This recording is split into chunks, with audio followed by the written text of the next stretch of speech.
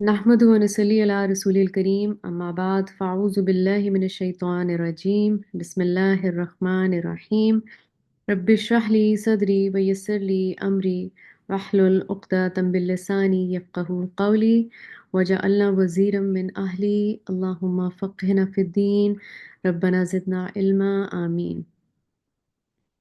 Inshallah, let's listen to these beautiful verses of Surah Al-Ahzab.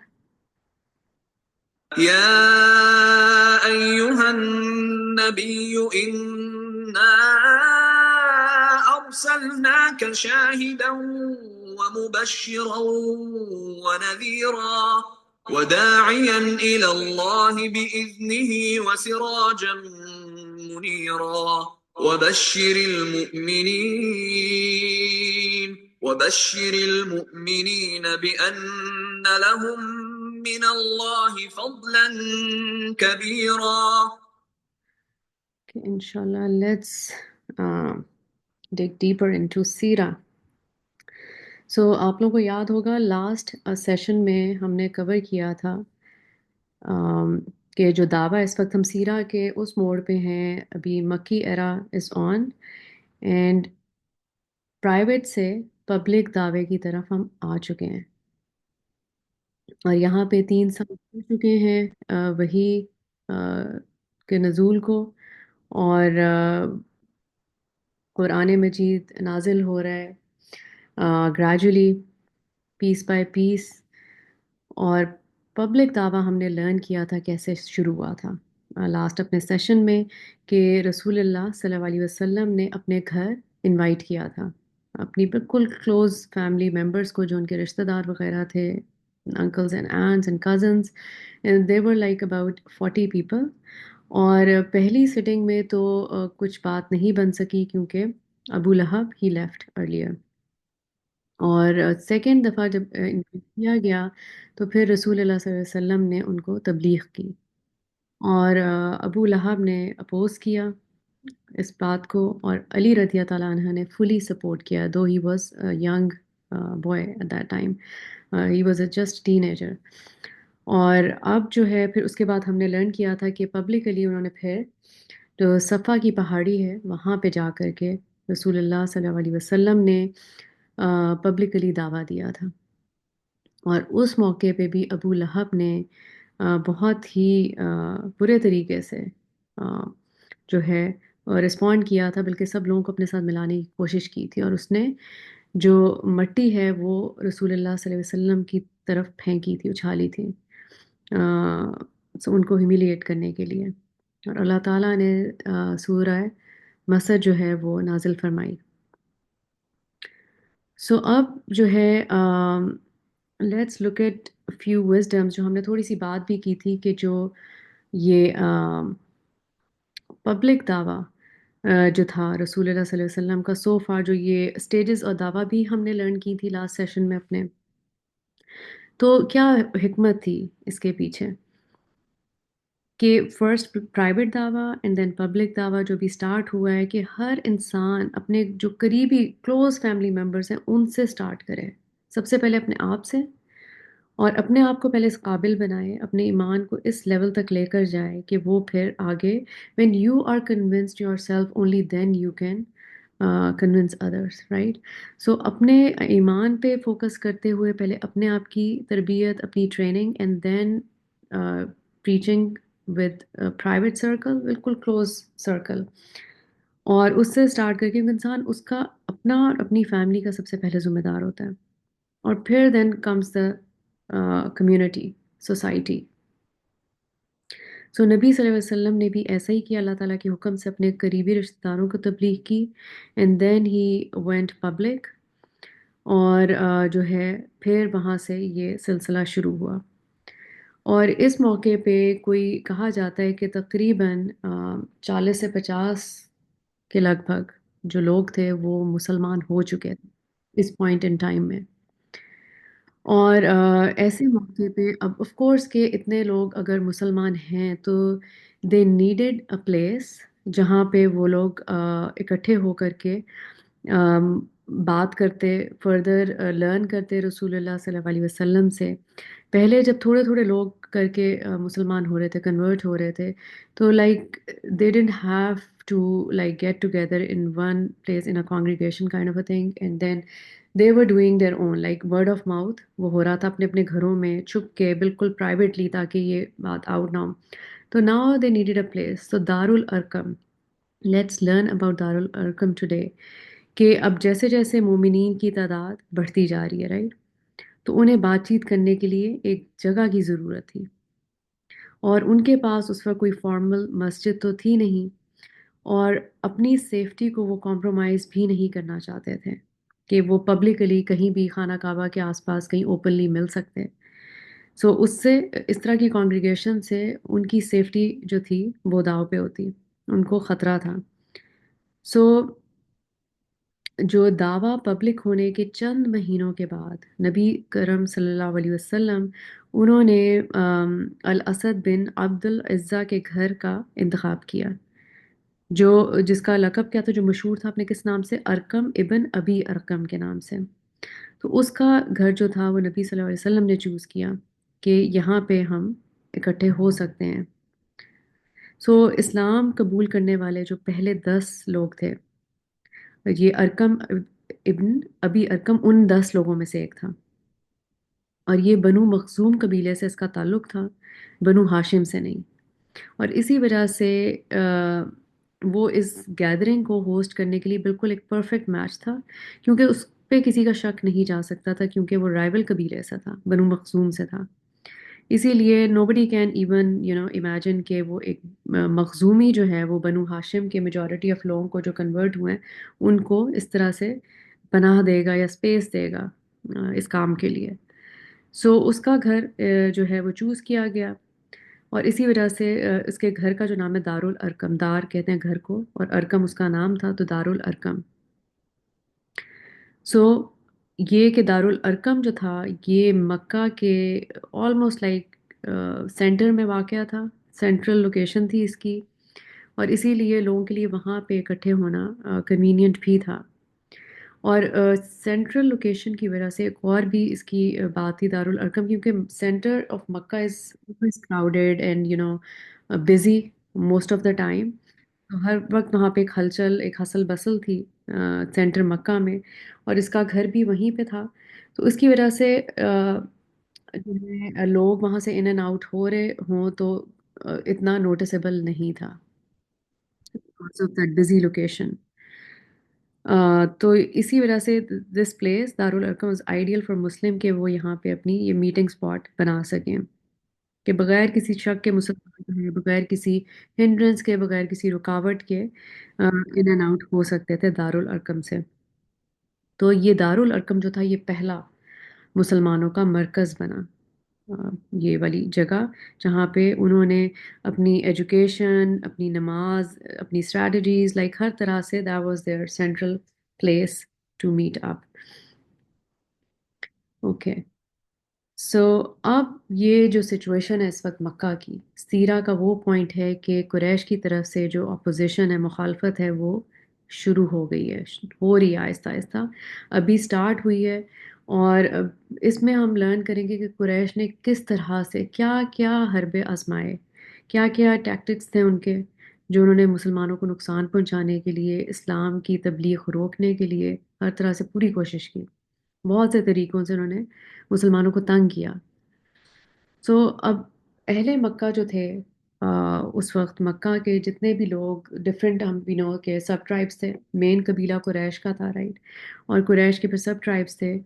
تو اس وجہ سے کوئی ایک کامن رولر نہیں تھا مکہ کا جو لیڈ کر رہا ہو پورے مکہ کو، بلکہ سب رولرز تھے، ملٹیپل رولرز. ہر ٹرائب کا ایک حکمران تھا جو کہ اپنے اس ٹرائب کو لیڈ کرتا تھا. اور اس طرح سے ہم نے لرن کیا تھا پہلے دار الندوہ. دار الندوہ وہ ایسی ایک کہہ لیں کہ کائنڈ آف ایک گروپ تھا، اسمبلی تھی لیڈرز کی، جو سینئر لیڈرز تھے مکہ کے، ان کی یہ assembly of this group is دار الندوہ. اور یہ ان کی کائنڈ آف مجلس آلموسٹ ایوری سنگل ڈے یہ لگتی تھی. سینئرز جو ان کے لیڈرز تھے، اور پھر وہ ڈیسائیڈ کرتے تھے، اپنے معاملات ڈسکس کرتے تھے. تو ایک سنگل انچارج کوئی بھی نہیں تھا کمیونٹی کا. سو کمیونٹی کے تمام جو معاملات تھے وہ یہ ٹرائب کے جو بڑے تھے، جو لیڈرز تھے، وہ ڈیسائیڈ کرتے تھے دار و ندوہ میں اکٹھے ہو کر کے. اوکے. تو بیسیکلی ہر ٹرائب کا ایک ریپرزینٹیو تھا جو اس کو اپنے ٹرائب کو ریپرزینٹ کر رہا تھا. اور بنو ہاشم کا جو لیڈر تھا وہ کون تھا؟ ابو طالب، جو رسول اللہ صلی اللہ علیہ وسلم کے چچا تھے، جنہوں نے ان کی پرورش کی تھی، ان کے پاس وہ رہے تھے اپنے دادا کی ڈیتھ کے بعد. اوکے. سو فرسٹ ٹیکٹک جو قریش نے اپنایا وہ کیا تھا؟ انہوں نے ابو طالب کو، جو بنو ہاشم، جو رسول اللہ صلی اللہ علیہ وسلم کا قبیلہ تھا، اس کے لیڈر ابو طالب، جو رسول اللہ صلی اللہ علیہ وسلم کے چچا بھی تھے، ان کو اپروچ کیا. So that was their first tactic. کہ جب نبی صلی اللہ علیہ وسلم نے تبلیغ شروع کی تو انہوں نے obviously کنڈیم کیا آئیڈالٹری کو، بت پرستی کو، کہ وہ نہ کی جائے، اٹس رانگ. صرف ایک خدا کی، ایک رب کی جو ہے وہ عبادت کی جائے. تو ایسی تبلیغ سے قریش نے بیسیکلی اسے ایک پرسنل اٹیک کے طور پہ لیا، اور اسے اپنے کلچر اور اپنے لائف سٹائل اور اپنے آنر کی جو اگینسٹ جو ہے وہ لیا پرسنلی. سو بنو ہاشم کے کچھ لوگ مل کے ابو طالب کے پاس گئے اور ان سے کہا کہ آم، اے ابو طالب، یہ آپ کا بھتیجا ہمارے بتوں پر لعنت بھیج رہا ہے اور ایک ایسا پیغام دے رہا ہے جو ہمارے آباء و اجداد سے بالکل ہٹ کر ہے، ان سے مختلف ہے. تو یقیناً آپ ایسا نہیں ہونے دے سکتے. سو دے اپیلڈ ٹو ابو طالب، اور ان کو بھی واسطہ دیا کہ ہمارے یہ باپ دادا کا یہ سارا جو طور طریقہ چلتا آ رہا ہے، جو ریلیجن چلتا آ رہا ہے، تو آپ کا بھتیجا اس کے اگینسٹ بات کر رہا ہے اور ہمارے بتوں پر لعنت بھیجا ہے. سو از اٹ ٹرو؟ کیا نبی صلی اللہ علیہ وسلم نے کبھی ان کے بتوں پر لعنت کی ہے، ان کو کرس کیا ہے؟ That we learn from the Quran. قرآن کی سورہ نمبر 6 آیا 108. وَلَا تَسُبُّوا الَّذِينَ يَدْعُونَ مِن دُونِ اللَّهِ فَيَسُبُّوا اللَّهَ عَدُوًّا بِغَيْرِ علم. سو میننگ، اور خبردار تم لوگ انہیں برا بھلا نہ کہو جن کو یہ لوگ اللہ کو چھوڑ کر پکارتے ہیں، یعنی کہ ان کے بت، کہ اس طرح یہ دشمنی میں بغیر سمجھے بوجھے اللہ کو برا بھلا کہیں گے. سو رسول اللہ صلی اللہ علیہ وسلم نیور کرسڈ دیئر آئیڈلس. کہ اللہ تعالیٰ نے قرآن میں حکم دیا ہوا ہے کہ ان کے بتوں کو، یا جس کی وہ عبادت کرتے ہیں، ہو ایور اٹ از، اس کو برا بھلا مت کہو، کیونکہ وہ پھر رسپانس میں اللہ کو برا کہنا شروع کر دیں گے. So that was there just blame, کہ وہ ان کے بتوں کو رسول اللہ صلی اللہ علیہ وسلم کرس کر رہے ہیں. سو رسول اللہ صلی اللہ علیہ وسلم نے کبھی بھی ان کے بتوں پر لعنت نہیں کی. تو یہ basically that was just a blame. اور اب اس کا جب یہ قریش جو تھے، یہ بنو ہاشم کے کچھ لوگ جب ابو طالب سے انہوں نے اپیل کی، تو ابو طالب کا رسپانس کیا تھا؟ وہ کسی قسم کی کانفرنٹیشن نہیں چاہتے تھے، اس لیے ابو طالب نے انہیں کام ڈاؤن کرنے کی کوشش کی اور بیسیکلی ان سے بات چیت کر کے ان کو کچھ دیر کے لیے روک دیا ٹیمپرریلی. اینڈ بیکاز وہ ایک ان کی امید کیا تھی، وہ اس امید پر پیچھے ہٹ گئے ان سے بات چیت کر کے کہ معاملہ یہیں ختم ہو جائے گا اور اس سے آگے بڑھے گا نہیں، کہ رفع دفع ہو جائے گا، اٹس اوکے. ابھی نیا نیا رسول اللہ صلی اللہ علیہ وسلم نے تبلیغ کی شروع کی ہے، پریچ کرنا شروع کیا لوگوں کو اسلام کے بارے میں. سو ابھی یہ is it it's at it's peak, تو لوگ ابھی بہت ایموشنل ہوئے ہیں. تو کچھ عرصے میں، کچھ دنوں میں یہ معاملہ ٹھنڈا ہو جائے گا. سو اس طرح سے بات چیت کر کے انہوں نے ان کو ٹیمپرریلی کام ڈاؤن کر لیا. لیکن پھر ہوا کیا کہ چند ہفتوں بعد قریش دوبارہ ابو طالب کے پاس آئے، اور کیونکہ اس عرصے میں زیادہ سے زیادہ لوگ اسلام قبول کر رہے تھے. سو جیسے جیسے زیادہ سے زیادہ لوگ اسلام قبول کر رہے تھے اور زیادہ سے زیادہ جو حجاج ہیں حج کے لیے، کیونکہ آل اوور دی سراؤنڈنگس حج کے لیے لوگ آتے تھے، اسلام سے پہلے بھی حج کیا جاتا تھا کیونکہ یہ حضرت ابراہیم علیہ السلام کی طریقے پہ چل رہا تھا. تو اب وہ ڈسٹورشن تھی اس حج میں، وہ طریقہ تبدیل ہو چکا تھا حج کا جو اوریجنل تھا. سو اینی ویز، تو مکہ کا بیسک جو سسٹم تھا جو ٹریڈ، ان کی اکانومی وہ حج سیزن میں فلرش کرتی تھی. اینڈ یہ قریش دے، ان کا بیسک پیچھے مقصد یہی تھا کہ they don't want to lose their business, their trade, اور اپنی اکانومی کو وہ نیچے ہوتے ہوا نہیں دیکھ سکتے تھے. تو that was their motive behind, کہ یہ ان کی مین، ان کا ویک پوائنٹ تھا کہ ایسا کرنے سے یہ نہ ہو کہ لوگ آنا چھوڑ دیں اور ہٹ جائیں. تو وہ اپنا فائنینشیل نقصان جو ہے اس سے گھبرا رہے تھے. تو اور بیسیکلی کیونکہ اب جو حجاج آ رہے تھے مکہ میں، جو بھی ٹریڈ ہو رہی تھی، تو یہ آہستہ آہستہ بات پھیل رہی تھی سراؤنڈنگس میں بھی کہ مکہ میں ایک شخص ہے جو ایک نیا دین، ایک نیا پیغام لے کر آیا ہے. So Quraysh they were like understanding the need of the time کہ ہمیں اس کے اگینسٹ ایکشن لینا ہے، ورنہ ہمارا فائنینشیل نقصان ہوگا. تو اس وجہ سے وہ ابو طالب پر پریشر ڈالتے رہنا چاہتے تھے، اور اب دوبارہ سے ان کے پاس آئے اور ان پر دباؤ بڑھانے لگے، انہیں دھمکانے لگے، اور بیسیکلی ان کو برائب کرنے کی کوشش کی.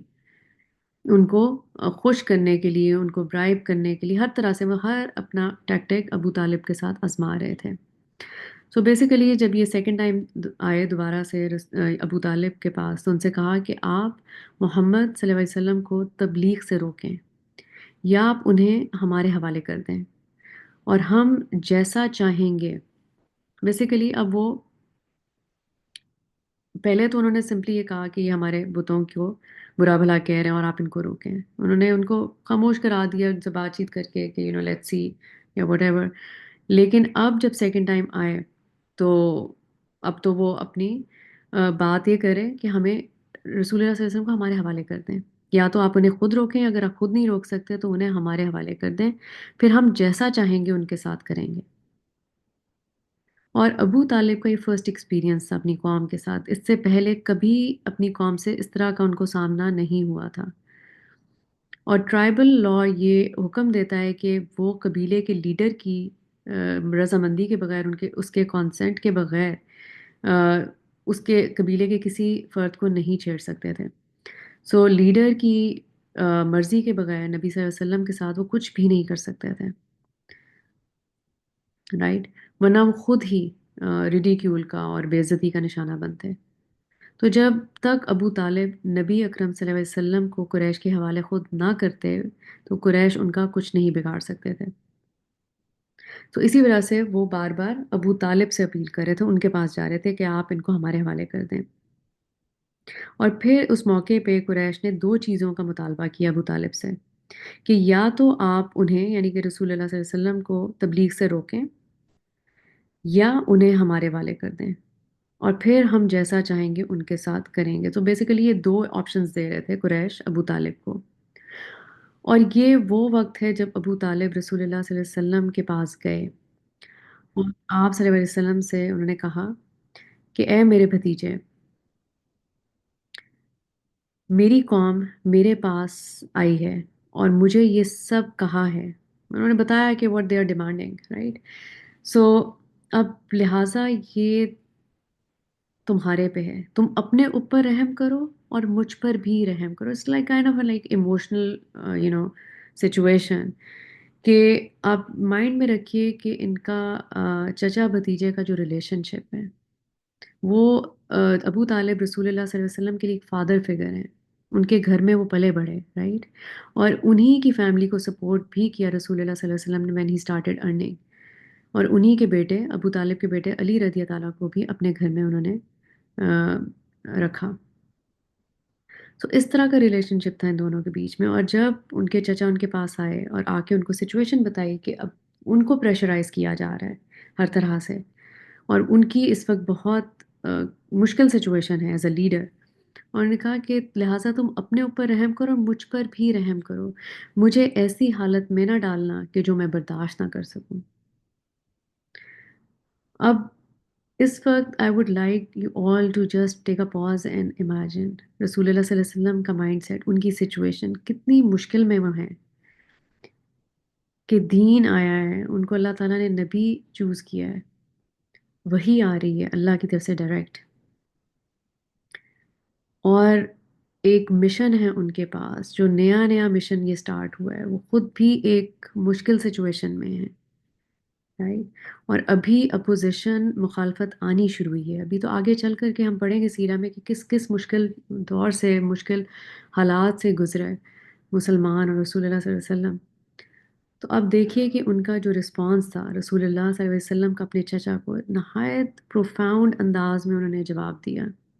کہنے لگے کہ اے میرے چچا، اللہ کی قسم، اگر وہ مجھے میرے داہنے ہاتھ میں سورج اور میرے بائیں ہاتھ میں چاند دے، تب بھی میں اس پیغام کو نہیں چھوڑ سکتا جب تک کہ میں اس میں کامیاب نہ ہو جاؤں جو میں کر رہا ہوں، یا میں اس راستے میں تبلیغ کرتے ہوئے مر جاؤں جو کہ میں تبلیغ کر رہا ہوں۔ Meaning what?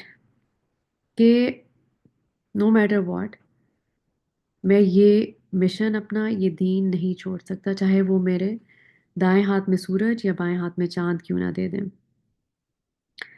اور فرمانے لگے کہ اے میرے چچا، کیا آپ آسمان میں سورج کو دیکھتے ہیں؟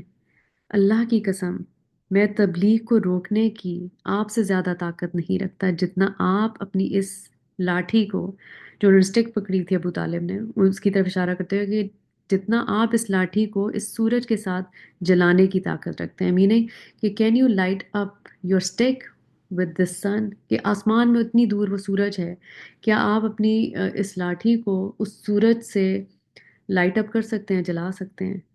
Meaning it's kind of impossible for you, کہ جتنا آپ کے لیے امپاسبل ہے یہ عمل کرنا، اتنا ہی میرے لیے امپاسبل ہے، مشکل ہے اس تبلیغ کو روکنا۔ اور اس کو دو طرح سے جو اسکالرز ہیں، جو مفسر ہیں، وہ لیتے ہیں کہ اس کے ڈوئل معنی ہیں جو رسول اللہ صلی اللہ علیہ وسلم نے فرمایا، کہ وہ فرما رہے ہیں نمبر ایک تو یہ کہ اسلام کی روشنی سورج اور چاند کی روشنی سے کہیں زیادہ روشن ہے، میں اسے بجھا نہیں سکتا۔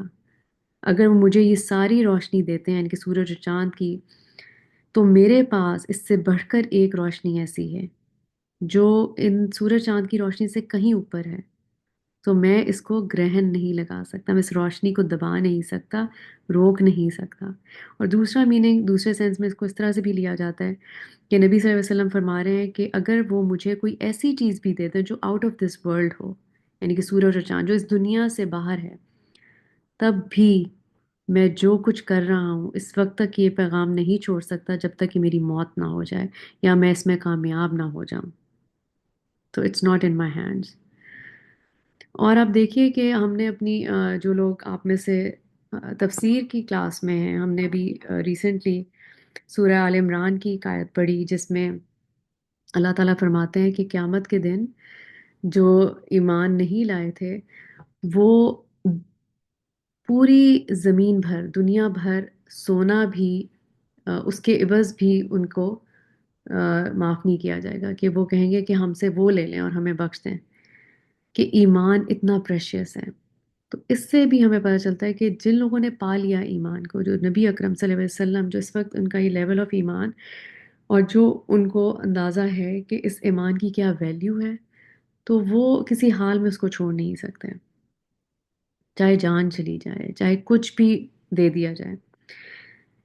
اور کہتے ہیں کہ جب رسول اللہ صلی اللہ علیہ وسلم نے یہ فرمایا تو ان کی آنکھوں میں آنسو تھے۔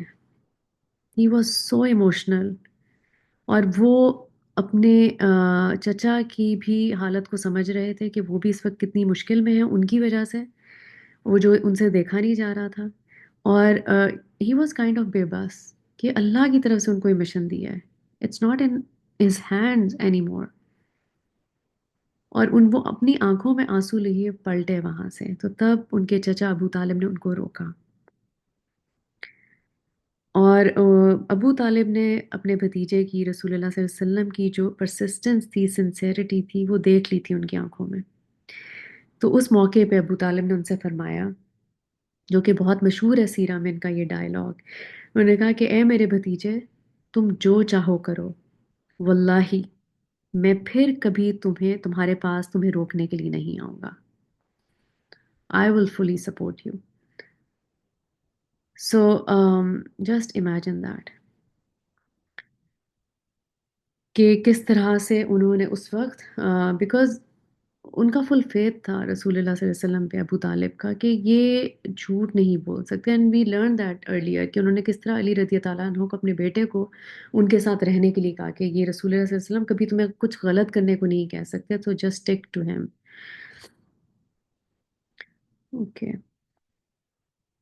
سو let's look at the next what happens next. Okay, I think I'm sharing this. Yeah. So this is the slide that we just talked about.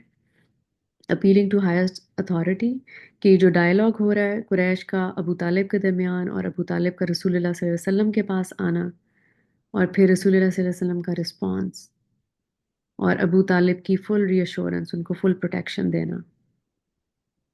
It's amazing, سبحان اللہ. سو نیکسٹ جو تھا اب قریش، انہوں نے یہ سنا کہ ابو طالب جو ہیں انہوں نے اپروچ کیا رسول اللہ صلی اللہ علیہ وسلم کو، وہ انہوں نے روکنے کی کوشش کی، ان کے پاس گئے ہیں لیکن وہ ناکام ہو گئے، وہ ایسا نہیں کر سکے. تو پھر انہوں نے نیکسٹ کیا کیا، وہ ابو طالب کے پاس دوبارہ گئے، لیکن اس بار چند لوگ نہیں تھے بلکہ وہ پورے ڈیلیگیشن کے ساتھ گئے. انہوں نے اور بھی لوگوں کو اپنے ساتھ شامل کیا، اور اس میں صرف بنو ہاشم کے لوگ نہیں تھے، اب باقی دوسرے قبیلوں کے بھی اور لوگ شامل تھے. سو یہ کیوں انہوں نے اتنے لوگوں کو اور اکٹھا کیا؟ ٹو پریشرائز ابو طالب مور. سو اب اس موقع پہ جب یہ دوبارہ آتے ہیں ایک بار پھر ابو طالب کے پاس اور ود اے بگر گروپ، پوری ڈیلیگیشن کے ساتھ، تو اس وقت وہ ابو طالب کو آ کر کے ایک آفر کرتے ہیں، پروپوزیشن دیتے ہیں، اور کہتے ہیں کہ ہمارے پاس ایک تجویز ہے، اور ہم نے اپنے میں سے جو سب سے ایک نوبل ینگ انسان عمارہ بن الولید، اور وہ عمارہ بن الولید کون تھا؟ الولید بن مغیرہ کا بیٹا. کہ کہنے لگے قریش کہ ہم نے اپنے میں سے جو سب سے نوبل انسان ہے، ینگ مین، اس کو منتخب کیا ہے جو کہ عمارہ بن ولید ہے، اور تو آپ اس کو رکھ لیں. تو وہ ایک بیٹے کے بدلے ایک اور بیٹا، کہ ہم عمارہ کو آپ کے حوالے کرتے ہیں، اس کو آپ اپنے پاس رکھیں، وہ آپ کا بیٹا ہوگا اب سے، اور اس کے بدلے آپ ہمیں اپنے بھتیجے کو دے دیں، ہمارے حوالے اپنے بھتیجے کو کر دیں، اور ہم جیسا چاہیں گے اس کے ساتھ پھر سلوک کریں گے. تو اس پر ابو طالب کو یہ سن کر بہت غصہ آیا، اور وہ کہنے لگے کہ یہ نہایت ہی برا سودا ہے. کیسا برا سودا ہے؟ It's a evil, it's an evil bargain. اور کیسا ہی احمقانہ سودا ہے، like it's making no sense. کہ تم چاہتے ہو کہ میں تمہارے اپنے کا خیال رکھوں، یعنی کہ جو تم میں سے ہے ہمارا بن ولید، کہ تمہارے اپنے کا خیال رکھوں تاکہ میں اسے کھلاؤں پلاؤں اور موٹا کر دوں. دس اے فریز ان عربک کہ میں اسے فیٹن اپ کر دوں، اپنے پاس رکھ کے اس کی خیال رکھوں، جبکہ تم میرے بیٹے کو لے جاؤ اور اسے مار دو. تو it doesn't make any sense. تو اس پہ متم بن عدی وہ کھڑا ہوا اور کہنے لگا کہ اے ابو طالب، میں سمجھتا ہوں کہ آپ کی قوم نے اتنا ہی کیا جتنا کہ وہ کر سکتے تھے. میننگ کہ your people have done as much as they can, مطلب اس سے زیادہ وہ اور جو ہے وہ نہیں کر سکتے. سو آپ ان میں سے کسی ایک آفر کو تو قبول کریں، آپ کو قبول کرنا چاہیے ان کی کسی ایک پروپوزیشن کو. تو اب متم بن عدی کون تھا؟ وہ مکہ میں سب سے سینئر شخص اور سب سے زیادہ عقل مند سمجھا جاتا تھا، اور ہر کسی کے ساتھ اس کے اچھے تعلقات تھے، کم سے کم دشمنی والا انسان. اس لیے اس کی بات کو ویلیو کیا جاتا تھا، اور اس کے لیے بایس ہونا یا کسی ایک فریق کی سائڈ لینا، یہ ایک بہت ہی دس از اے بگ ڈیل بیسیکلی. تو یوزلی ایسا ہوتا نہیں، بہت ہی نیوٹرل قسم کا یہ شخص تھا، سینئر موسٹ، عقل مند سمجھا جاتا تھا، mature and noble and neutral. So اس کا قریش کی طرف داری کرنا اٹس اے بگ ڈیل. اور اس سے کیا ہمیں پتہ چلتا ہے کہ literally at this point in time basically پورا مکہ جو ہے وہ ابو طالب کے خلاف ہو چکا ہے. اور یہ ایک بہت ہی کریٹیکل سچویشن ہے اس وقت، کیونکہ وی ڈونٹ نو کہ اب آگے کیا ہونے والا ہے. موسٹ لائکلی اگر اللہ تعالیٰ نہ چاہتا تو کیا ہوتا، کہ ورنہ وہ ابو طالب سے کہہ دیتے کہ you can step down from your leadership, کہ اب آپ وہ بنو ہاشم کے سردار، ایز اے سردار جو بنو ہاشم تھے ان کو ایکسیپٹ ہی نہ کرتے۔ اور یہ عربوں کی تاریخ میں پہلی بار ہوا ہوگا ایسی سچویشن کہ ٹرائبل لیڈر کو تبدیل کر دیا جائے، کہ جب کہ وہ ابھی تک ہیلدی ہے، کوئی اس کو اس کی اتنی کیپیبلٹی ہے، ہی از کیپیبل مینٹلی فزیکلی، کہ وہ لیڈرشپ اپنی نبھا سکے، اور اس سچویشن میں اس کو لیڈرشپ سے ہٹا دیا جائے۔ تو there was a like a risk involved in that, کہ ان کو ہٹایا جا سکتا تھا ابو طالب کو ان کی لیڈرشپ سے۔ اب آپ سیرہ کو اسی طرح ہی لے کے چلیے کہ یو ڈونٹ نو کہ واٹس گونا ہیپن نیکسٹ، کیونکہ اس وقت سیرہ میں جو واقعات ہو رہے ہیں، جو لوگ انوالوڈ ہیں، ان کو تو فیوچر کا علم نہیں تھا۔ اب ہم when we look back 1400 years ago کہ جی ہم وی نو کہ سیرہ میں یہ انسیڈنٹ ہوئے ہیں اس کے بعد، تو اسی لیے ہمیں تھوڑی سی تسلی ہے کہ اچھا اس کے بعد کیا ہوگا اس کے بعد۔ لیکن آپ سوچیے کہ اس سچویشن میں جب ابو طالب یہ جواب دے رہے ہیں قریش کو، اٹ از ہیوج کریج، کہ انہوں نے اس وقت کسی چیز کی پرواہ نہیں کی۔ انہوں نے رسول اللہ صلی اللہ علیہ وسلم کی آنکھوں میں جو سنسیرٹی دیکھی تھی، اور ان کو اس وقت ان سے جو وعدہ کیا ان کو پروٹیکشن کا، تو وہ اب وہ پوری طرح کھڑے ہیں ان کے آگے۔ تو اس موقع پہ ابو طالب کی جو بریوری ہے دیٹ واز انپیرلڈ۔ تو وہ انہوں نے پھر اس موقع پہ متم بن عدی کو ڈائریکٹلی جواب دیا۔ ابو طالب نے کہنے لگے، اے متم، یہ ایک سازش ہے جو تم نے رچی ہے اس وقت کھڑے ہو کے اور پبلکلی فریق بننے کے لیے۔ تم نے پہلے سے یہ منصوبہ بنایا ہوا تھا، تو میں اپنے موقف سے نہیں ہٹوں گا۔ This is call a real bravery، real courage۔ ان کو کوئی سپورٹ حاصل نہیں تھی، لٹرلی تمام قریش کے اگینسٹ ابو طالب جو ہیں وہ کھڑے ہیں۔ جسٹ امیجن دیٹ، کہ ایک طرف اکیلے ابو طالب ہیں اور ان کے اگینسٹ جو ہے وہ پورا قریش، میجورٹی آف دیم۔ اور اس طرح سے وہ ڈٹے ہیں، اور انہوں نے پھر متم بن عدی کو یہ جواب دیا ہے کہ یہ یو آر پلاننگ دیٹ، کہ تم بھی اس کے پیچھے ہو، اس سب میں انوالوڈ ہو۔ اور ابو طالب مشہور تھے کہ وہ قریش کے بڑے شاعروں میں ان کا شمار ہوتا تھا، اور ان کی جو شاعری ہے واز فنامنل۔ انفیکٹ ابن حجر اور بہت سے دوسرے لوگوں کا کہنا ہے کہ ان کی شاعری جو خانہ کعبہ میں لٹکے ہوئے 7 اشعار تھے مشہور، جن کو المعلقات کہا جاتا ہے، معلقات جو معلق یعنی کہ لٹکے ہوئے، خانہ کعبہ میں اس وقت 7 اشعار لٹکے ہوئے تھے جو بہت مشہور تھے۔ کہا جاتا ہے کہ ابو طالب کی جو شاعری تھی وہ ان اشعار سے بھی، ان معلقات سے بھی کہیں زیادہ اوپر تھی، very profound and much better. اور ان کی شاعری بہت سی کتابوں میں درج بھی ہے۔ مثلاً ابن اسحاق، ابن حشام، ابن سعد، ان سب کے طبقات میں ان کی شاعری ابو طالب کی مینشنڈ ہے۔ اور متم بن عدی کے ساتھ اس واقعے کے بعد ابو طالب نے اپنے ہی رشتہ داروں کو عذاب سے ڈراتے ہوئے بہت ہی ایلیکوینٹلی اعلیٰ درجے کی نظمیں لکھی اس وقت، اس پوائنٹ پر، اور ان پر یہ الزام لگاتے ہوئے کہ وہ اپنے ہی وے آف لائف کے ٹریٹرز ہیں، غدار ہیں قریش۔ تو اس شاعری میں تمام یہ انہوں نے یہ چیز کور کی ہے کہ اس واقعے کو اور کس طرح سے انہوں نے وہ اگینسٹ ہوئے، کہ اپنے ہی رشتہ داروں کا احترام نہیں کر رہے ہیں، ان کو آنر نہیں کر رہے ہیں، کیونکہ they were all related۔ سو ابو طالب کی یہ پوئٹری اتنی پاورفل موونگ تھی کہ اس کی وجہ سے قریش وقتی طور پر پیچھے ہٹ گئے۔ ان کی اس شاعری کے بعد جب انہوں نے نظمیں کہیں، تو اس کے بعد ابو طالب جو تھے وہ قریش جو تھے وہ تھوڑا سا ٹیمپرلی ہٹ گئے پیچھے۔ ابو طالب کی اسٹرینتھ اور ڈگنیٹی اور ان کی سنسیرٹی نے اللہ کی مرضی سے نبی اکرم صلی اللہ علیہ وسلم کو اس وقت بچایا، اس وقت جب کوئی اور وے آؤٹ نظر نہیں آ رہا تھا، پورا قریش اور ایک انسان۔ اور وی نو دیٹ کہ رسول اللہ صلی اللہ علیہ وسلم ابو طالب سے کتنی زیادہ بے انتہا محبت کرتے تھے، رائٹ؟ اور آپ سوچئے کہ وی نو دیٹ کہ ابو طالب نے اسلام قبول نہیں کیا تھا، اپنی اس تمام سالوں کی پروٹیکشن کے باوجود بھی وہ جانتے تھے کہ نبی صلی اللہ علیہ وسلم سچے ہیں، یہ دین سچا ہے۔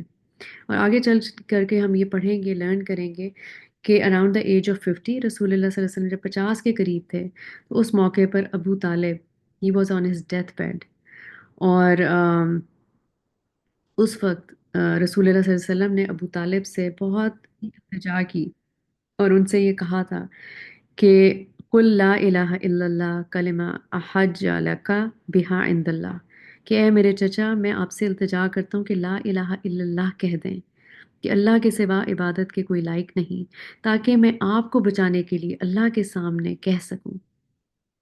اور کہتے ہیں کہ ابو طالب یہ کہنے ہی والے تھے کیونکہ وہ اپنے دل میں تو یہ جانتے تھے کہ رسول اللہ صلی اللہ علیہ وسلم کا پیغام سچا ہے، وہ سچے ہیں، اور انہوں نے اپنی آنکھوں سے بہت ساری نشانیاں اور معجزات بھی دیکھے، اور رسول اللہ صلی اللہ علیہ وسلم کو بہت اچھی طرح سے جانتے تھے کہ وہ جھوٹ نہیں بول سکتے، لیکن ان کے لیے ایک چیز ان کے بھتیجے سے زیادہ اوپر آ رہی تھی جو رکاوٹ بن رہی تھی اس وقت، اور وہ تھی ان کے اپنے باپ دادا، ان کے لینیج، ان کا آنر، کہ وہ ابو طالب کے بیٹے ہیں، وہ جنریشن کے سب سے مشہور عرب کے بیٹے ہیں، حسب و نسب کے اعتبار سے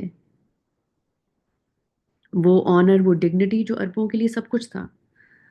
سو ابو طالب کے سامنے یہ چیز آڑے آ رہی تھی جو ان کو کلمہ کہنے سے روک رہی تھی، اور وہ کلمہ کہنے ہی والے تھے، یعنی کہ وہ ان کے اندر ایک جنگ جاری تھی کہ وہ کہیں یا نہ کہیں، اور جب وہ کہنے ہی والے تھے تو ابو جہل بھی وہیں موجود تھے، اور اس نے ابو طالب سے یہ کہا کہ کیا تم اپنا دین چھوڑنے کے لیے تیار ہو یا چھوڑنے جا رہے ہو، اپنے باپ دادا کا دین، ان کا وے آف لائف۔ اور اس کی وجہ سے ابو طالب جو ہیں ان کا بیسیکلی وہیں ان کی زبان رکی، وہ کہہ نہ پائے، اینڈ کہتے ہیں کہ ایٹ دس پوائنٹ ملک الموت آیا اور ان کی روح قبض کر لی، تو وہ کلمہ کہے بغیر ہی فوت ہو گئے۔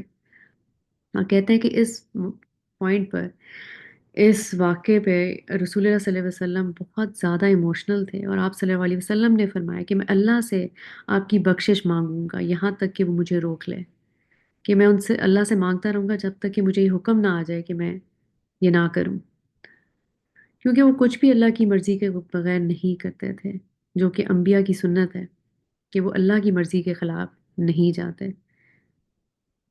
تو یہاں رسول اللہ صلی اللہ علیہ وسلم کے جذبات ایسے تھے کہ آپ صلی اللہ علیہ وسلم نے اپنے چچا کے لیے استغفار کرنی شروع کی، یہاں تک کہ اللہ تعالیٰ نے قرآن مجید میں کئی آیات نازل فرما دی، ان میں سے ایک یہ ہے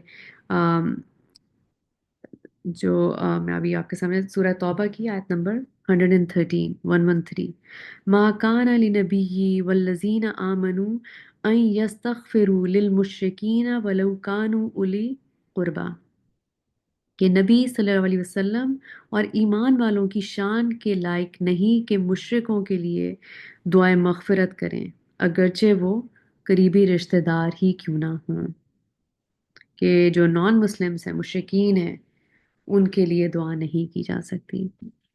تو یہاں رسول اللہ صلی اللہ علیہ وسلم جو ہیں اور ابو طالب ان کے لیے سب سے محبوب ترین ہستی، جن سے وہ بے انتہا محبت کرتے تھے، رائٹ؟ اور it's very difficult for him if we can think about it, کہ ایک فادر فگر جس سے اتنی زیادہ محبت کہ وہ کلمہ کہے بغیر اس دنیا سے چلے گئے۔ اور آپ سوچئے کہ اتنے سال بعد جب مسلمانوں نے مکہ فتح کیا تو ابو بکر رضی تعالیٰ عنہ جو ہیں وہ اپنے والد ابو قحافہ کے ساتھ نبی اکرم صلی اللہ علیہ وسلم کے پاس ہے، اور ابو قحافہ جو اس وقت کہتے ہیں کہ اپنی یہ اسلام قبول کرنے سے پہلے کافر اور اسلام کے بہت بڑے دشمن تھے، اور اس وقت ان کی ایج کیا تھی جب انہوں نے اسلام قبول کیا؟ تقریباً 80 سال۔ 80 سال کے ایک بوڑھے کو لوگ اٹھا کر کے لے کے آ رہے تھے رسول اللہ صلی اللہ علیہ وسلم کے پاس، کیونکہ وہ اسلام قبول کرنا چاہتے اس موقع پہ، فتح مکہ کے موقع پہ۔ تو جب ابو قحافہ نے رسول اللہ صلی اللہ علیہ وسلم کے ہاتھ پر اپنا ہاتھ رکھا اور کلمہ پڑھا تو ابو بکر رضی تعالیٰ عنہ رونے لگے اور فرمایا واللہ میں ایسا کیا دوں کہ اپنے والد کا ہاتھ اس کی بجائے اگر میں ابو طالب کا ہاتھ آپ صلی اللہ علیہ وسلم کے ہاتھ میں دے دوں یا ہاتھ میں دیکھوں کہ وہ اسلام قبول کر لیتے ہیں.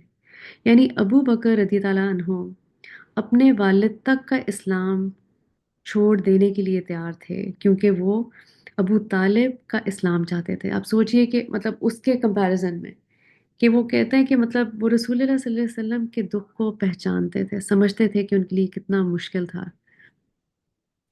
کہ اس سے ہمیں یہ پتہ چلتا ہے کہ ابو بکر رضی اللہ عنہ کی ایموشنل انٹیلیجنس، کہ رسول اللہ صلی اللہ علیہ وسلم کا ابو طالب سے جو تعلق تھا، جو محبت تھی،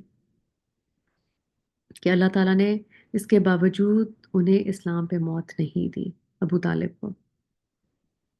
سو اللہ نوز بیسٹ، اللہ کی حکمت ہے اس میں. Okay then what's next?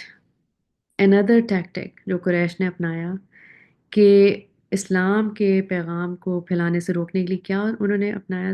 ایک اور طریقہ کہ قرآن مجید کی جو پبلکلی تلاوت تھی اس پہ پابندی، اس کو روکنے کی، اس کو بین کرنے کی پوری کوشش کی ہر طرح سے. قریش نے جو پبلکلی قرآن کی تلاوت پہ پابندی لگانے کی کیسے کوشش کی کہ جب قرآن پڑھا جاتا تو وہ اپنی آواز سے اسے دبانے کی کوشش کرتے یا فزیکلی اس تلاوت کو روکنے کی کوشش کرتے. ابن عباس رضی اللہ عنہما فرماتے ہیں کہ جب بھی رسول اللہ صلی اللہ علیہ وسلم خانہ کعبہ کے سامنے قرآن کی تلاوت کرتے تو قریش چلانا شروع کر دیتے، یعنی اونچی آواز میں بولنا شروع کر دیتے اور اللہ اور اس کے رسول دونوں پر لعنت بھیجتے ہیں. یہ بخاری میں مینشنڈ ہے یہ حدیث، کہ اس طرح اگر کوئی قرآن سننا چاہتا بھی تو اسے یوں پریٹینڈ کرنا پڑتا کہ وہ نہیں سن رہا، کیونکہ وہ خود پھر مشکل میں پھنس جاتا اور شور مچنے پہ وہ انڈر دیٹ نوائز قرآن سننے کی کوشش کرتا. سو نبی اکرم صلی اللہ علیہ وسلم نے اکثر ان کی اس توہین پر قابو پانے کے لیے اپنی آواز جو ہے اس کو اونچا کرنے کی کوشش کی، اپنی آواز کو ان سے اوپر اٹھانے کی کوشش کی. یعنی کہ جب وہ شور مچا رہے ہیں قریش تو رسول اللہ صلی اللہ علیہ وسلم اور اونچی تلاوت کرتے تاکہ جو ہے ان کی آواز کو دبا سکیں. تو اللہ تعالیٰ نے اس موقع پہ قرآن میں نازل فرمایا سورہ الاسراء کی آیت نمبر 110، وَلَا تَجْهَرْ بِصَلَاتِكَ وَلَا تُخَافِتْ بِهَا وَابْتَغِ بَيْنَ ذَلِكَ سَبِيلًا، اور نہ اپنی نماز میں قرات بلند آواز سے کریں اور نہ بالکل آہستہ پڑھیں، اور دونوں کے درمیان معتدل راستہ اختیار فرمائیں. کہ اللہ تعالیٰ یہاں ہمیں کیا سکھا رہے ہیں کہ دوسروں کے جو ایکشنز ہیں، ان کے اعمال، ان سے پریشان ہوئے بغیر، ان سے ڈسٹریکٹ ہوئے بغیر ہم اپنے مشن پر فوکس کرنے کی کوشش کریں، کہ ہم اپنا راستہ اپنائیں جو اللہ تعالیٰ فرما رہے ہیں، کہ ہم اپنی تلاوت پہ فوکس کریں اور ڈسکارڈ کریں جو دوسرے ہنڈرنسز پیدا کرنے کی کوشش کریں، اس میں رکاوٹ ڈال رہے ہیں. کیونکہ آپ نوٹ کریے کہ یہ بھی مکی دور چل رہا ہے سیرہ کا، مسلمانوں کو ابھی ریٹیلیٹ کرنے کی اجازت نہیں ملی. They are not that strong, کہ ابھی انہوں نے صرف اپنے پہ فوکس کرنا ہے. They can not oppose, they can not respond back. So ایک مرتبہ صحابہ کرام جو ہیں وہ دارالاکرم میں جمع تھے، تو انہوں نے کہا آپس میں جیسا بات چیت کر رہے ہیں تو کہنے لگے کہ رسول اللہ صلی اللہ علیہ وسلم کے علاوہ کسی نے بھی آج تک اوپنلی قرآن مجید کی تلاوت نہیں کی ہے، تو ہم میں سے کون ہے جو اس کام کو آگے بڑھائے گا؟ کیونکہ انہوں نے آپس میں یہ سوچا کہ ہمیشہ رسول اللہ صلی اللہ علیہ وسلم پبلکلی قرآن کی تلاوت کرتے ہیں اور ان کو یہ فیس کرنا پڑتا ہے کہ جس طرح سے لوگ جو ہیں ان کو تنگ کرتے ہیں اور اونچا اونچا شور مچاتے ہیں، تو کیوں نہ ہم میں سے بھی کوئی جا کے ان کو سپورٹ کرے اس چیز میں، اور ہم میں سے بھی کوئی جا کے تلاوت کرے پبلکلی. تو عبداللہ بن مسعود وہ اس موقع پہ فرمانے لگے کہ میں یہ کام کروں گا. تو اس پر صحابہ نے فرمایا کہ اے ابن مسعود، ہم چاہتے ہیں کہ یہ کام کوئی اور انجام دے، کیونکہ آپ کے پاس کوئی قبیلہ نہیں ہے جو آپ کی مدد اور آپ کی حفاظت کر سکے. ریممبر دیٹ جو ابن مسعود تھے وہ یمنی تھے، رائٹ؟ اور وی نو دیٹ کہ اس دور میں یہ جو ٹرائبل افیلیشن ہے اس کی کتنی امپورٹنس تھی، کہ ہر ٹرائب اپنے لوگوں کو پروٹیکشن فراہم کرتا تھا، اپنے لوگوں کو سپورٹ دیتا تھا. تو ابن مسعود کا تو کوئی قبیلہ تھا ہی نہیں، وہ نہ قریشی تھے نہ مکی تھے، بلکہ یمنی تھے، رائٹ؟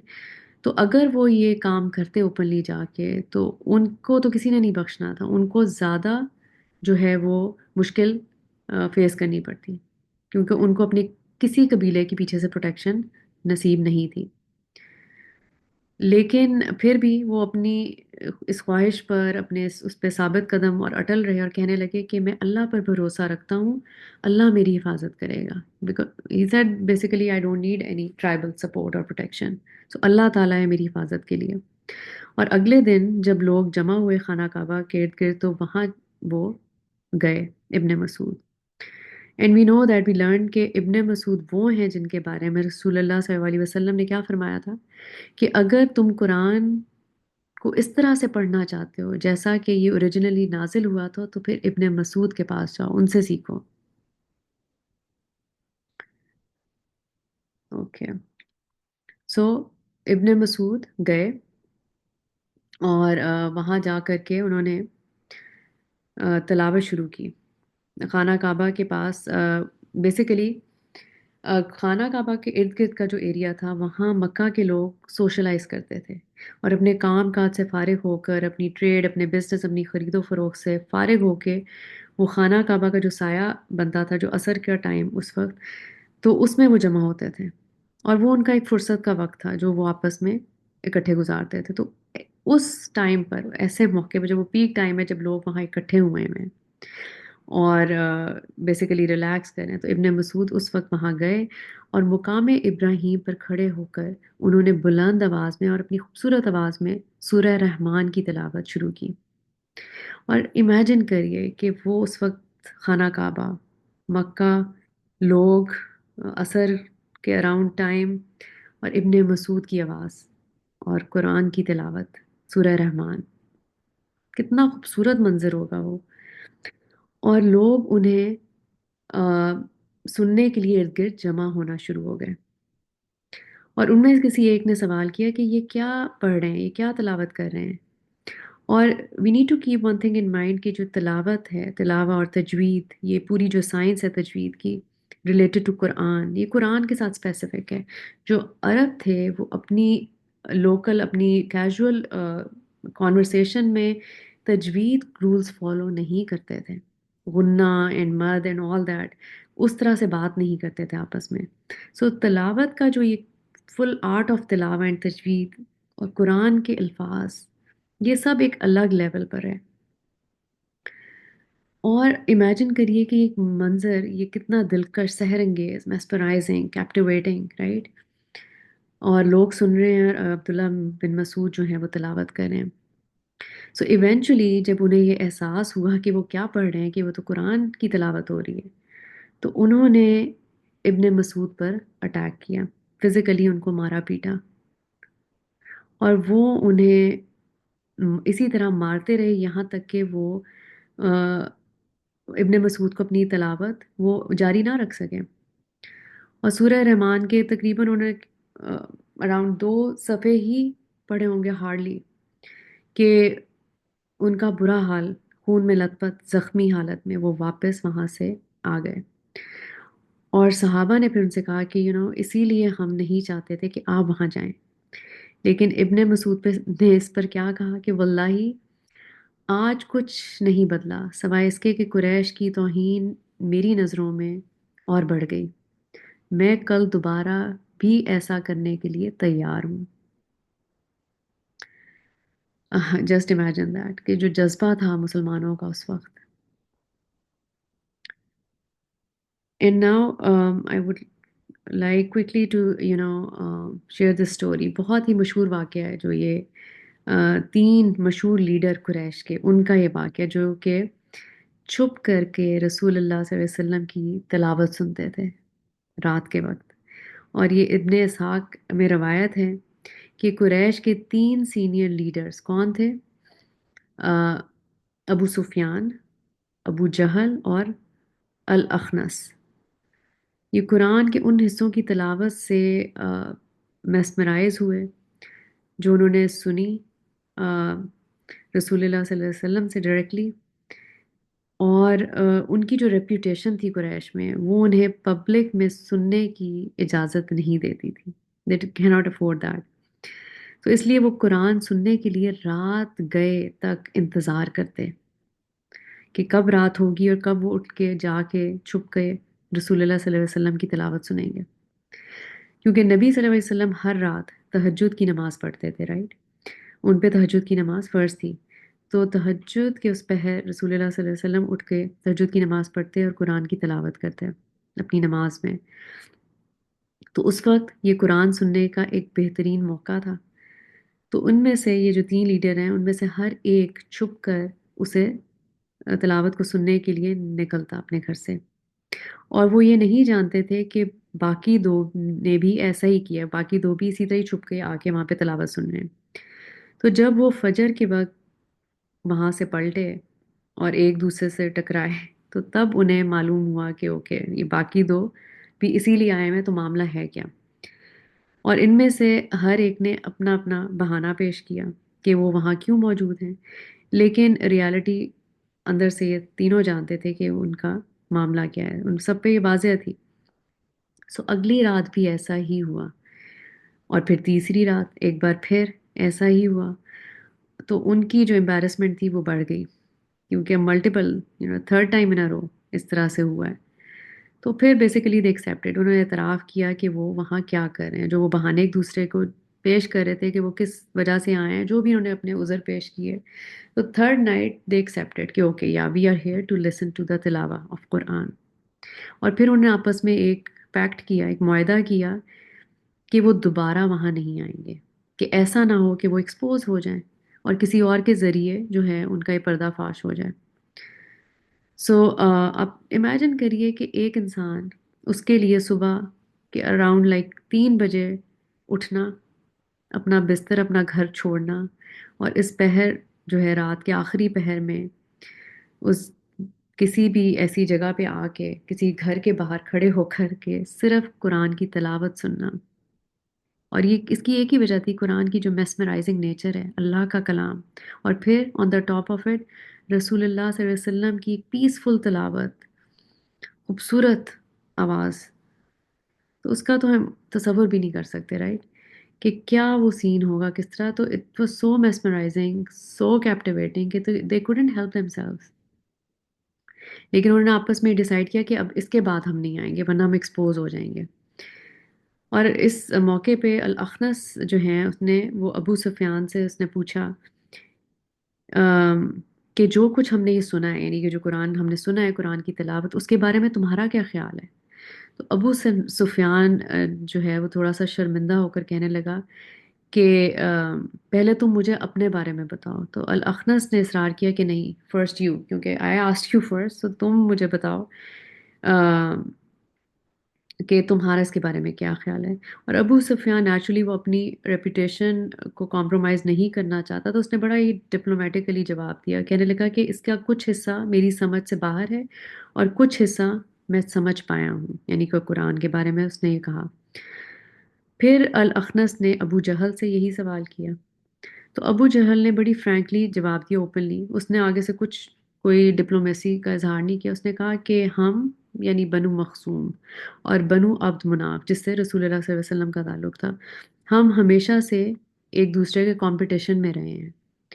جب انہوں نے حاجیوں کو کھانا دینا شروع کیا تو ہم نے بھی ایسا ہی کیا، جب انہوں نے انہیں پانی دینا شروع کیا تو ہم نے بھی یہی کیا. ہم ایسے 2 گھوڑوں کی طرح ہیں جو ایک دوسرے سے مقابلے میں فنش لائن تک، یعنی آخری حد تک پہنچنے کے لیے تیار کھڑے ہیں. یعنی کہ ہم we are in competition each other. اور اب وہ آتے ہیں اور کہتے ہیں کہ ان کے پاس ایک نبی ہے جسے اللہ آسمان سے وحی کرتا ہے، تو ہم اس کا مقابلہ کیسے کر سکتے ہیں. تو اللہ کی قسم جب تک میں زندہ ہوں میں اسے کبھی قبول نہیں کروں گا. تو یہ تھی پیچھے یہ ایگو اور یہ مقابلہ، ٹرائبل آپس میں جو ان کی کمپٹیشن تھا، اس کی وجہ سے وہ رسول اللہ صلی اللہ علیہ وسلم کی اور اس کلام کی سچائی کو ماننے سے انکار کر رہا تھا. اور اس واقعے سے ہمیں یہ بھی اندازہ ہوتا ہے کہ رسول اللہ صلی اللہ علیہ وسلم کی تلاوت، جسٹ امیجن دیٹ، کس قدر خوبصورت ہوگی کہ وہ یہ تینوں لیڈرز ہیلپ لیسلی وہاں ہر رات اٹھ کے آتے اور سنتے. Okay, let's look at the next कि नेक्स्ट हरबा कुरैश का क्या अपनाया उन्होंने। अनदर टैक्टिक कि वो रसूलुल्लाह सल्लल्लाहु अलैहि वसल्लम और मोमिनीन जो थे उनकी तौहीन करना शुरू कर दी, रूमर्स फैलानी शुरू की, उनका मजाक उड़ाना शुरू कर दिया। अम, अब एक दफ़ा का जिक्र है, और ये जितने वाक़यात हैं not necessary in chronically in order, कि जो हम ये डिस्कस कर रहे हैं कि ये जो कुरैश की अपोजिशन थी उसको हम बेसिकली, जो इस पूरे अरसे में कुरैश ने किस किस तरह से मुखालफत की इस पैगाम की, रसूलुल्लाह सल्लल्लाहु अलैहि वसल्लम की और मुसलमानों की।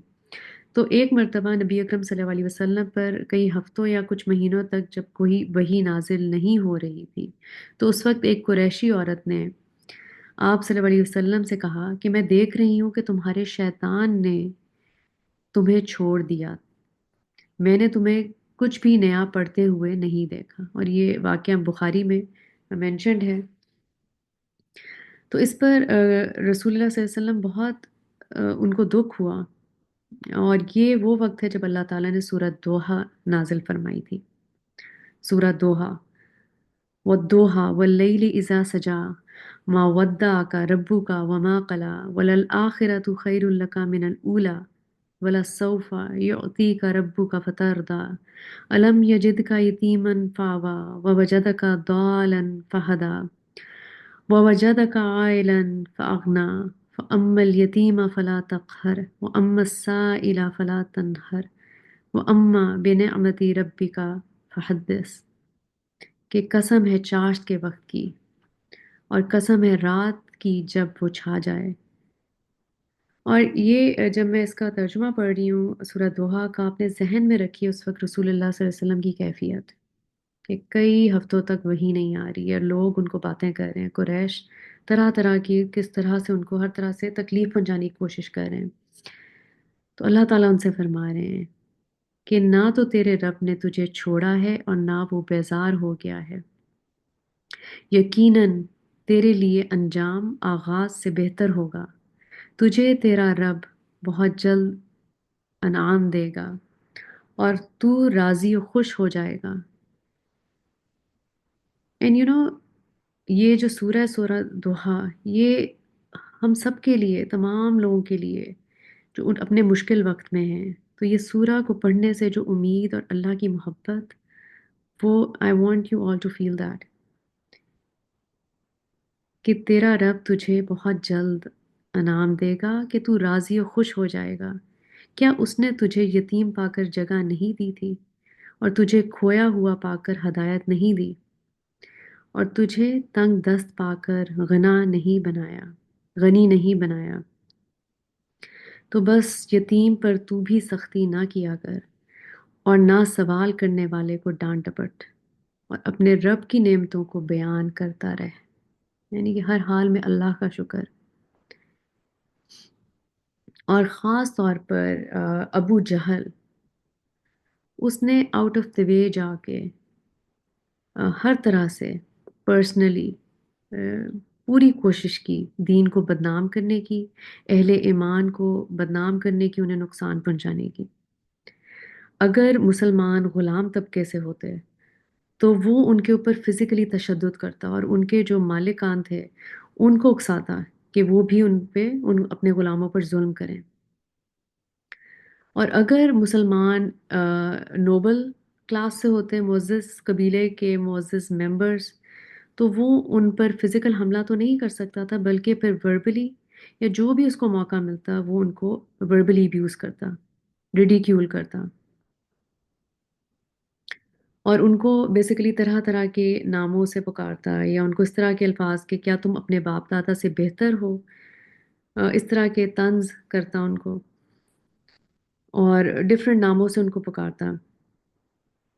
और अगर वो बिजनेस क्लास से ताल्लुक़ रखते मुसलमान, तो वो उनके कारोबार का बॉयकॉट करता अबू जहल, और दूसरों को भी ऐसा करने के लिए कहता कि तुम उनको प्रेशराइज करता कि वो भी ताल्लुक़ रोक लें अपने उनके साथ, किसी किस्म का कारोबार ना करें मुसलमानों के साथ। और नबी सल्लल्लाहु अलैहि वसल्लम ने अबू जहल को के बारे में फरमाया कि ये मेरी उम्मत का फ़िरऔन है। Just imagine that.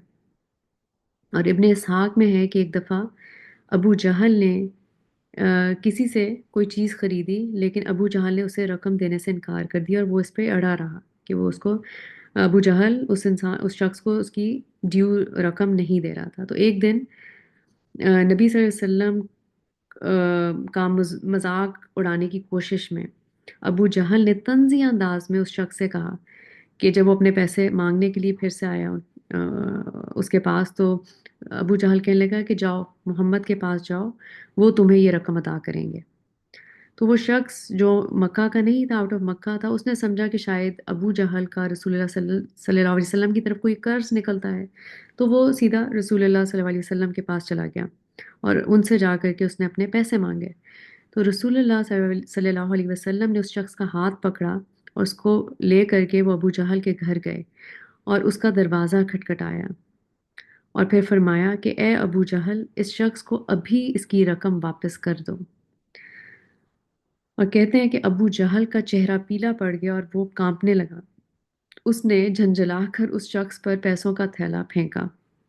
اور بعد میں ابو جہل کے ایک دوست نے اس سے پوچھا کہ محمد صلی اللہ علیہ وسلم کے مطالبے پہ تم اس شخص کو اس کی رقم کیسے واپس کر سکتے ہو؟ تو ابو جہل نے جواب دیا کہ میں نے ایسی خوفناک چیز دیکھی جو تم نے نہیں دیکھی. اور ایک اور روایت میں، ایک اور ورژن میں، کہ اس نے کہا کہ میں نے دیکھا کہ ان کے پیچھے خوفناک اونٹوں کا ایک غول ہے جو مجھ پر جھپٹنے کے لیے تیار کھڑا ہے. سو یقیناً یہ اللہ سبحانہ و تعالیٰ کا ایک معجزہ تھا کہ ابو جہل کو وہ نظر آیا جو باقی کوئی نہیں دیکھ سکتا تھا، اور اس نے گھبرا کے فوراً سے اس شخص کے پیسے لوٹا دیے. سو جب بھی اس نے کسی نہ کسی طرح سے کچھ برا کرنے کی کوشش کی رسول اللہ صلی اللہ علیہ وسلم کی طرف، وہ بیک فائر ہی ہوا ہے اس کی طرف. So these are like some of the uh, tactics of Quraysh جو انہوں نے اپنائے مسلمانوں کی مخالفت میں. and it continued. انشاءاللہ I would like to pause over here. Next session میں انشاءاللہ ہم کنٹینیو کریں گے یہیں سے کہ آگے کیا کیا اور ظلم جو تھے وہ کیے قریش نے، کیسے کیسے غلط الزامات لگائے، ایکوزیشنز اینڈ سلینڈرز ٹورڈز مسلمان، اور رسول اللہ صلی اللہ علیہ وسلم کو ڈائریکٹ ٹارگٹ کیا قریش نے ہر طرح سے، کیونکہ حج سیزن جو تھا وہ سر پہ تھا اور قریش گھبرائے ہوئے تھے کہ حجاج کے آنے سے پہلے ہم کیا ایسا معاملہ کریں کہ جو ہم کور کر لیں اس سچویشن کو. سو انشاءاللہ لیٹس اینڈ ہیئر. آپ لوگوں کے کوئی کویشچنز ہیں ابھی تک جو ہم نے سیرہ کا جتنا بھی پڑھا، کچھ آپ لوگ شیئر کرنا چاہتے ہیں any addition to what we have discussed, any reflections?